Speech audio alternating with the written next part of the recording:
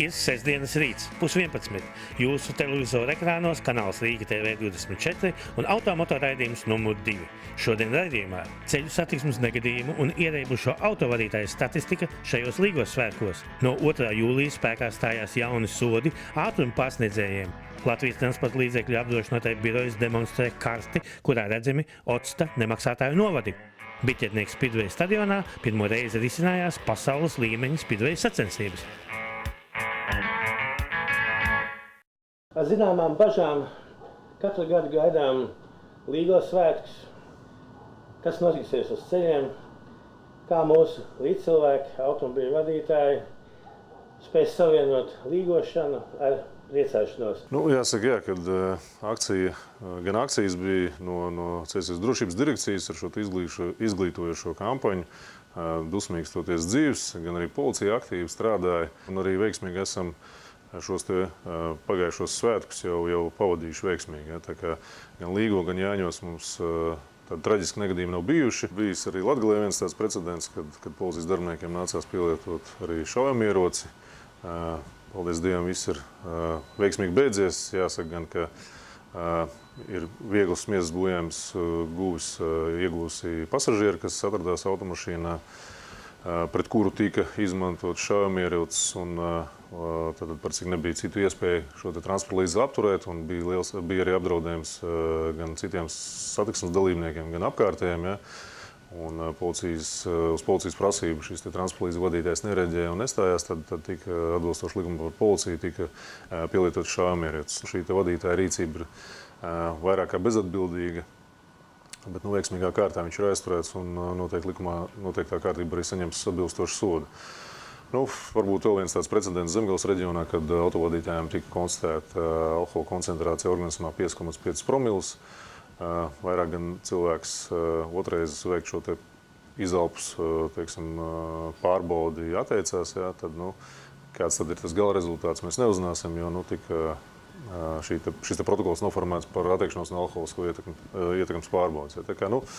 Bet tā kopumā lielos vilcienos, kā jūs minēju, esam veiksmīgi izturējuši šos svētkus un jācer, ka arī turpmāk tā būs. Atgriežoties pie Līgo dienām, ātruma pārkāpēji un dzērāju šoferi salīdzinot ar citiem gadiem. Mēs varam priecāties par to, ka Līgo un Jāņi ir pagājuši bez bojagājušiem traģiskiem negadījumiem. Savukārt nedaudz abēdina tas, ka vēl joprojām, neskatoties uz šīm izglītojošām kampaņām, uz šo akciju, sabiedrības informēšanu par šādām aktivitātēm no policijas puses, diemžēl šajos svētkos ir diezgan daudz autovadītāju aizturētu, kas sēdās pie stūres alkoholisko dzērienu ietekmē. Kopumā šajās 5 brīvdienās 130 autovadītāji aizturēti par vadīšanu alkoholisko dzērienu ietekmē, no tiem 2 aizdomas uz narkotisko vielu lietošanu. Šajos svētkos tika solīts, ka ceļu policijas ekipāžas atradīsies tādās vietās, kur viņus pat neviens negaida. Kā jūs teicat, mēs centīsimies būt tur, kur mūs vismazāk gaida, un domāju, ka kādam no tiem, kas sēdās pie stūres alkoholisko dzērienu ietekmē, acīm redzot, šāds pārsteigums arī bija, kad viņš tika apturēts uz kādu mazāk svarīgu ceļu. Ja? Bet, protams, mēs bijām gan uz vietējās nozīmes ceļiem, gan uz valsts galvenajiem ceļiem.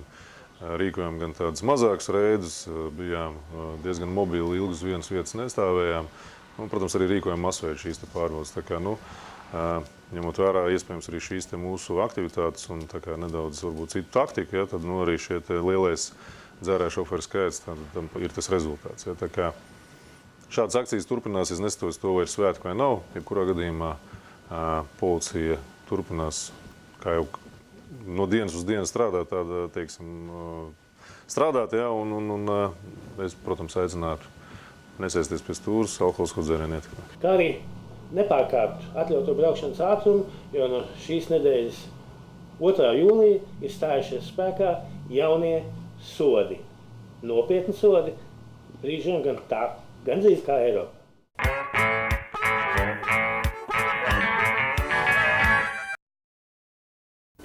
Maigoni ilgais vai beigāt no parāda? Man vienmēr dzīvē veicies, vienmēr. Un arī šobrīd bija tāda sajūta, ka es tikšu cauri sveikā. Es tā kā agrāk arī esmu braucis bez odstas, bet iekritu. Un ar savu neapdrošināto mašīnu ieskrēju taisni džipā. Tagad jāmaksā, es nemaz nezinu, kur lai ņem tik daudz naudas. Bet es samaksāšu parādu. Brauciens bez octa nozīmē, ka zaudējumi par izraisītu ceļu satiksmes negadījumu tiek sekti no paša kabatas. Aiziet, viss. Ātrāk. Šeit. Jā. Nē, man tas ir jāizdara. Jā.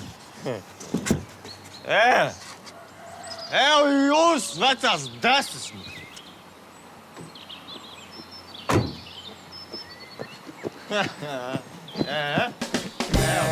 Dusmīgs, toties dzīvs. Neļauj braukt reibumā.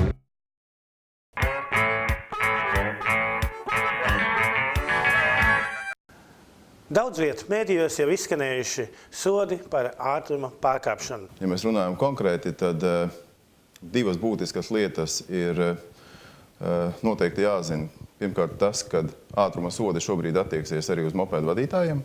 Un otra lieta, kad šobrīd spēkā bija gradācija nedaudz cita, kā būs no jūlija, kas nozīmē, ka šobrīd pirmo sodu varēja piemērot par 20 km atļautā ātruma pārsniegšanu. Tad jaunajā likumā ir paredzēts sadalīt jau. Sodu varēs piemērot līdz 10 km/h un no 11 līdz 20 km/h. Un par visām šīm lietām ir paredzēts būtisks palielinājums. Jāatzīmē, ka vieglajām automašīnām līdz 10 km/h paliek spēkā sods tikai brīdinājums, gan apdzīvotās vietās, gan ārpus apdzīvotām vietām. Savukārt no 11 km/h līdz 20 km/h esošo 7 eiro vietā ir 3 reizes lielāks sods un tiks piemērots 20 eiro sods 7 esošo eiro vietā. Un otrs lielākais pārkāpēju skaits ir no 21 līdz 30 km/h, kur šobrīd sods bija brīdinājums vai 30 eiro, tad tagad vairs nebūs brīdinājums, bet būs tikai 40 eiro iespēja piemērot sodu. Ja mēs runājam tālāk, tad no 31 līdz 40 km/h sods bija 55 eiro, šobrīd būs 80 eiro. No 41 km/h līdz 50 km/h sods bija 85 eiro, tad šobrīd būs 160 jau līdz 250 eiro, kas jau ir 3 reizes lielāks arī. No 51 km/h līdz 60 virs atļautā 240 eiro līdz 320 eiro, un šeit jau ir arī paredzēta tiesība atņemšana uz 3 mēnešiem. Un pēdējais, visrupjākais pārkāpums ir, kad mēs pārsniedzam vairāk kā 60 km/h, sods būs 360 līdz 480 eiro un tiesība atņemšana uz 6 mēnešiem. Ja mēs runājam par ātruma sodiem apdzīvotās vietās, kas ietver sevi arī dzīvojamās zonas, tad šeit sodi ir vēl būtiskāki un līdz 10 km/h, kā jūs minēju, ir brīdinājums piemērots tiks. No 11 km/h līdz 20 km/h, ja šobrīd spēkā bija brīdinājums vai 15 eiro, tad turpmāk būs brīdinājums vai 40 eiro. No 21 km līdz 30 km/h esošo 40 vietā būs 80 eiro. No 31 km/h līdz 40 km/h 85 eiro vietā ir 160 eiro. 41 līdz 50 km/h pārsniedzot būs 240 līdz 320 eiro. No 51 km līdz 60 km pārsniedzot ir 360 līdz 460 eiro un tiesība atņemšana uz 6 mēnešiem. Arī šajā gadījumā tiesība atņemšana ir 2 reizes lielāka, kā bija spēkā esošajā likumā. Un, attiecīgi, par vairāk kā 60 km/h virs atļautā ir 540 eiro līdz 680 eiro naudas sods, un uz 12 mēnešiem ir paredzēta tiesība atņemšana. Līdz šim bija 350 līdz 570, un tiesība atņemšana bija paredzēta no 3 līdz 6 mēnešiem. Un tagad jaunie palielinātie sodi par ātrumu pārsniegšanu kravas automobīļiem. Šajā gadījumā tas skan ļoti bargi, bet par visrupjāko pārkāpumu izdarītais pārkāpums virs 60 km/h apdzīvotās vietās, tad kravas automobīļu vadītājiem varēs tikt piemērots sods līdz pat 1400 eiro un līdz 24 mēnešiem tiesība atņemšana. Sākam no sākuma. Tad, ja mēs runājam konkrēti par visiem pārkāpumiem līdz 10 km/h atšķirībā no vieglo transporta līdzekļu vadītājiem, kravas automobīļu vadītājiem var tikt piemērots brīdinājums, un šajā gadījumā var tikt piemērots arī 10 eiro sods. No 11 km/h līdz 20 km/h jaunais likums nosaka brīdinājums vai 40 eiro. No 21 km līdz 30 km pārsniedzot būs 80 eiro. No 31 km/h līdz 40 km/h pārsniedzot pieļaujamo būs 160 eiro. 41 km līdz 50 km/h pārsniedzot, būs 320 līdz 440 eiro.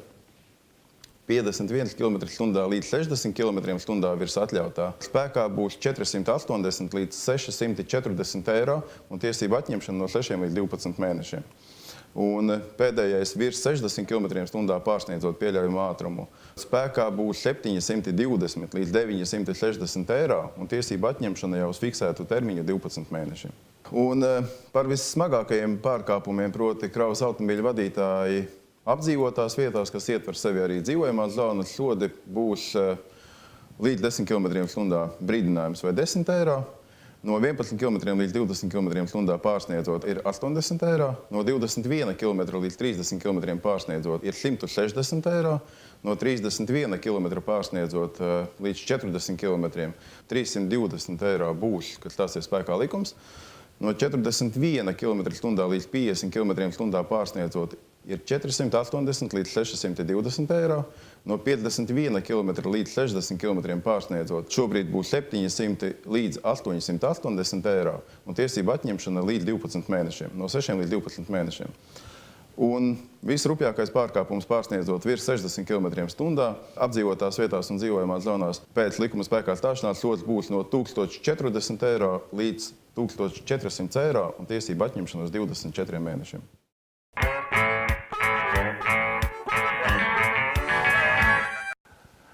Katru vasaras viduci Latvijas transporta līdzekļu apdrošinātāju birojs izveido karti. Jūs jautāsiet, kādu karti? Nemaksātāju karti. Tos, kas cenšas vai patstāvīgi izvairās no octu polišu iegādes.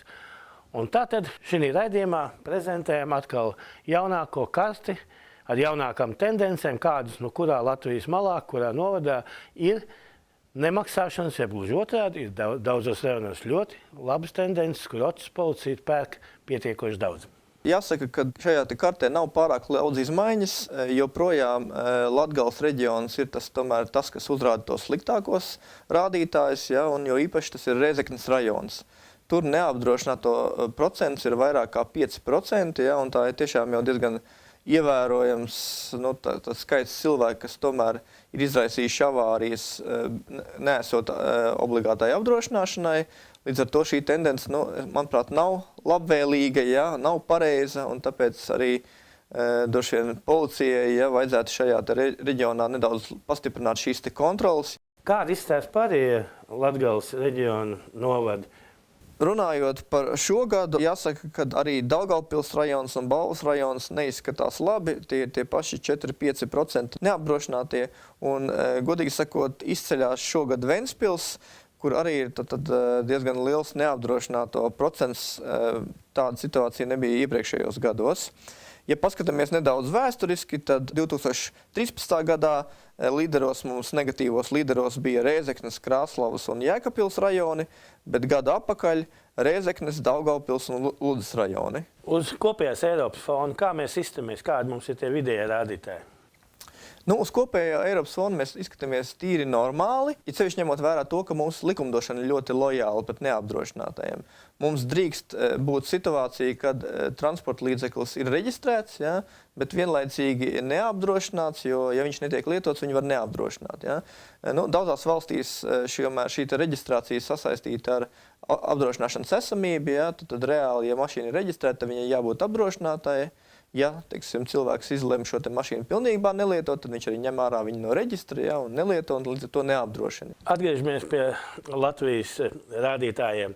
Un kur tad ir tie pozitīvākie rādītāji? Kur ir tie apzinīgākie transporta līdzekļu īpašnieki? Skatoties kopumā visu valsti, ir redzama tā tendence, ka tomēr pilsētās vairāk cilvēki drošinās. Droši vien, ka tāpēc, ka tomēr tā kontrola ir nopietnāka. Es domāju, ka arī tā varbūtība iekļūt negadījumos arī ir lielāka. Līdz ar to cilvēki tiešām regulāri drošinās. Jāsaka, ka laukos šī situācija varbūt nav tik laba, tāpēc arī mēs aicinām policiju pievērst tieši uzmanību šiem lauku reģioniem, un jo sevišķi Latgales reģionam, kur mēs redzam, tā situācija ir pat ļaunākā.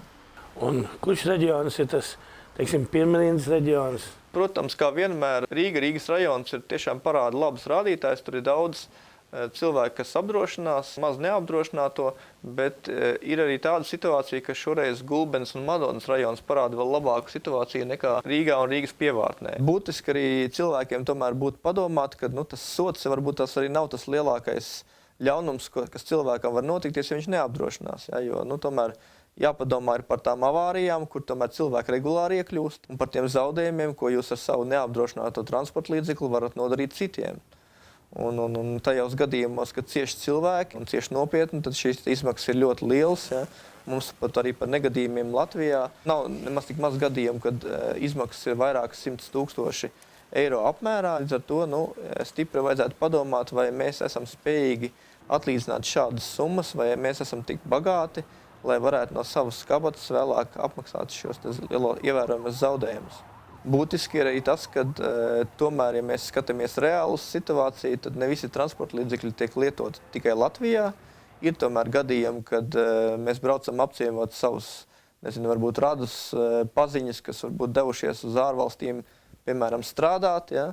Un tad arī tur notiekās negadījumi, un tur jau šīs izmaksas ir vēl lielākas. Ja? Un, ja mēs skatāmies vienu no mūsu lielākajiem gadījumiem, tad tas jau pārsniedz 5 miljonu eiro izmaksas. Jāpadomā, vai nebūtu izdevīgi nopirkt šo te polisi, kur pašreiz, man liekas, tomēr ir tiešām lēta. Jūs varat iegādāties, un es domāju, par mazāku summu nekā jūs ieliedat bākā braucot ar automašīnu, un jūs esat pasargāti no šīm te potenciālām problēmām. Pirms pieņemt lēmumu braukt bez octa polises, varbūt tomēr pārdomāt un to polisi iegādāties.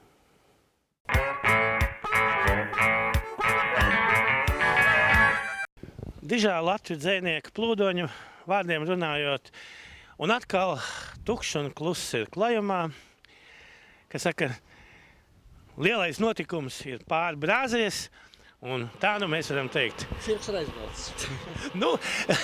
Godīgi sakot, savdabīgs šaus viņš ir, un arēnā notiekās. Jā, tieši tā. Daudz jau to salīdzina par tādu bruņinieku cīņām. Gladiatori galu galā savus bruņojumus arī. Nav šķēpu, nav šaujamo. Ir motocikli toties, tāpēc, jā. Jā, patiesībā pirmie vārdi, kad satiku pēc sacensību beigām Vladimiru Ribņikovu, pašu galveno speedway šefu Latvijā un lielāko to idejas kurinātāju, ka to Rīgā speedway vajag atjaunot, un viņš teica, mēs to izdarījām. Ar to arī viss bija pateikts, jo es domāju, ļoti daudzi cilvēki negribēja būt viņa ādā, neviens negribēja būt pagājušajā gadā, kad Lietuva dēļ te viss nojuka. Rīgā pirmo reizi šāda tik augsta pasaules līmeņa sacensības. 2016. gada Grand Prix pretendentu pusfināls. Patiesībā šeit ir braucēji, kas grib tikt nākamgad startēt Grand Prix seriālā. Turklāt tā nav pirmā kvalifikācijas kārta. Pirmā bija ceturtdaļfināls, šis jau ir pusfināls un 7 labākie no Rīgas. Tajā pašā vakarā 7 labākie no Terenzāno treka, no Itālijas. Tika uz finālu, kas būs 5. septembrī Ribņikā. Un pirmo reizi vēsturē Grand Prix pretendentu finālā būs 2 Latvijas pārstāvi. Pavisam maz pietrūka, lai būtu visi 3. Andžejs Ļebeģevs šoreiz palika 3. liekais no mūsējiem, bet Jānis Podžuks un Maksims Bogdanovs iekļuva 7. Mēs cerējām, ka viens tiks. Mēs Lusībā cerējām, ka varbūt kāds pat par vietu 3. pacīnīsies, jo tomēr dalībnieku sastāvs bija ļoti spēcīgs. Šeit bija 4 pasaules kausa ieguvēji, 3 no šīs sezonas no Zviedrijas izlases, un Peters Kildemans, tas, kurš piedzīvoja kritienu, dabūja traumu un izstājās no pagājušā gada, no Dānijas izlases sastāva. Turklāt kopā ar Kenetu Bjeri viņš šogad brauca Dānijas izlasē finālā, kas palika 2. Tā kā te 5 jau ir tādi top braucēji, plus vēl virkne tādu, kas ir vai braukuši Grand Prix atsevišķos posmos, vai galu galā Andžejs Ļebeģevs, Jānis Podžuks arī bijuši pareizēji pusfinālā Latvijas Grand Prix posmā startējot ar tā saukto wildcard, bet tas varbūt pat nebija tas svarīgākais. Svarīgākais bija, lai šāds spēcīgs sastāvs, lai ir labs laiks, lai skatītāji, lai Rīga redz klātienē, kas tas tāds ir, jo grūti piesaistīt varbūt zēnus trenēties vieglāk. Viņi tomēr, viņi grib, viņi moci kā tādu, jā, viņiem dodiet. Vienalga, kā to sauc, speedways, motocross vai kas tur vēl. Bet arī gan potenciālos atbalstītājus, gan skatītājus, gan visus nevar piesaistīt, kamēr viņam to nepienes klāt un nenoliec uz galda. Reku tas ir, skatieties. Pats galvenais, ka tā sacīkst izdevās gan no sportiskā viedokļa, 2 mūsējie finālā. Un Jānis Podžuks pat uz godu piedestālu, 3. Viss sanāca pat labāk nekā bija cerēts. Un ne tikai no sportiskā, arī no vizuālā. Tā sacīksta sanāca. Mēs redzējām, ka pirmkārt jau uzvarētājs Leons Macens, kurš šo treku pat, es domāju, fotografijās nebija redzējis pirms tam. Gan Antonio Lindbeks, gan vēl daži, gan Andžejs Tebeļevs uz beigām. Parādīja, ka šeit ļoti var braukt pārmalu, pa iekšmalu, pa vidu, kur vajag. Kaut gan uz beigām, protams, jau viss ir tās bedrītes, un tas arī saprotams. Pats galvenais, ka tas nekādā veidā neietekmēja to cīņas spraigumu. Nu, nebija tā. No starta aizbrauc, un vairs nekas nenotiek. Kā, diemžēl, ir noticis daudzos Grand Prix posmos. Patiesībā arī lielajiem vīriem, gan galvenajiem tiesnesim, gan tur FIM pārstāvjiem, viņiem nebija kur piesēties, jo man tur viens ļoti labs paziņa tajā brigādē ir Matti Poisano no Somijas, ja, kurš kā saka, mūsu ļoti sens un labs draugs. Viņš reizes, cik reizes es viņu satiku, tik reizes viņš teica, все отлично. Viss ir ļoti labi. Un pēc sacensībām viņš teica, ka, principā, nu, cik es dzirdēju no aizkulisēm, tad to licenci uzreiz uz 3 gadiem bija gatavi pagarināt, lai vēl 3 gadus varētu šeit rīkot, nebraucot nekādām komisijām un nekam. Jo te nav ko pārbaudīt, viss kārtībā. Labvēļiem pēdiņās, diemžēl, neko labu es pateikt nevaru. Tātad FIM pasaules līmeņa status mums te ir. Ko saka tie spicie braucēji? Nu, tomēr, kā saka, viņu viedoklis arī varētu būt interesants. Spidvejā ir tā interesanti, ka tikai tas, kurš uzvar, parasti neko sliktu pat reku nesaka. Nu, nevis sliktu, bet neko nekritizē, jā, jo vienam tur tas atkal varbūt bišku pa slidenu, tad bišku bedrītes pa daudz izsitās, tad citam tas. Bet tas ir, tā ir normāli parādīt. Tā tas vienmēr ir bijis un tā tas būs. Jo nu, patiesībā tie ārzemnieki, tie visi bija, nu, tas pats Macens teica, ka viņš pirmo reizi šeit var ieradies, ļoti labs treks. Nu, viņam patīk, nu, jā, viņš uzvarēja, ko viņš citu var teikt.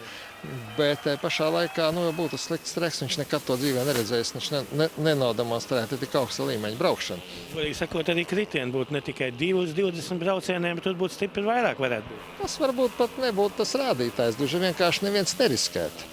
Nu, no starta aizbraukt un braukt tā sauktajā vilcieniņā, cits aiz cita un viss. Un tad arī nebūtu nekāda kritiena. Vienkārši neviens neriskēja, bet šeit jau nesās visā treka platumā un mēģināja apdzīt un apzina. Un katrā ziņā nebija garlaicīgi. Vislabāk jau Kārpaus Andrejs pateica no Ukrainas pēc oficiālā treniņa. Mēs pēc arī esam diezgan sen pazīstam.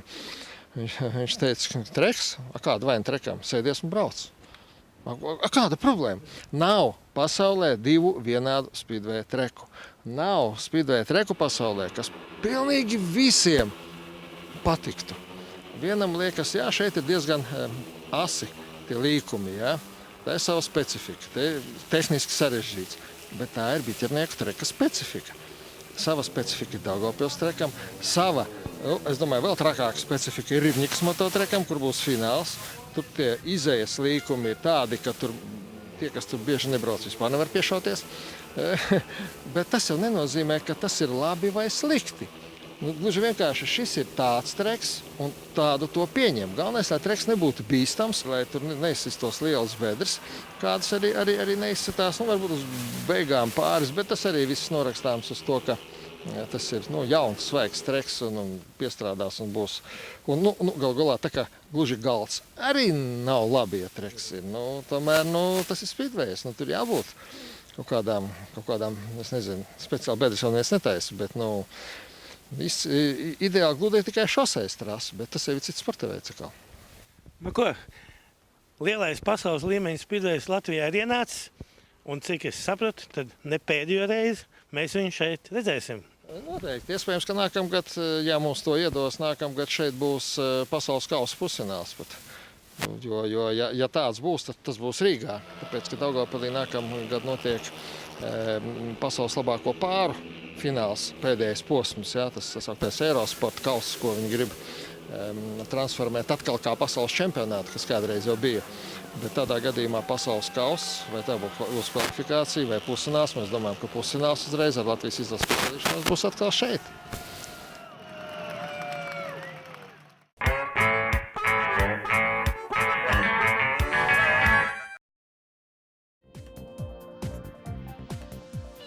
Raidījuma veidošanā izmantoti Media Range datu nesēji.